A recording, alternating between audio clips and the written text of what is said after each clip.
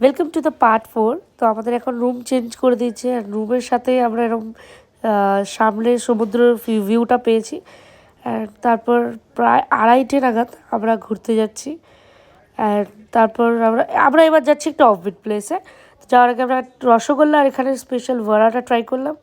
এখন যাচ্ছি যে বিশ্বনাথ মুন্ডিয়া। এটা হচ্ছে একটা পাহাড়ের উপরে একটা শিব ঠাকুরের মন্দির। এখানে ট্রেক করে ওপরে উঠতে হবে। তো এখন আমরা 4 জনের ট্রেক শুরু করেছিলাম, বাট যেতে পেরেছে মাত্র 2জন।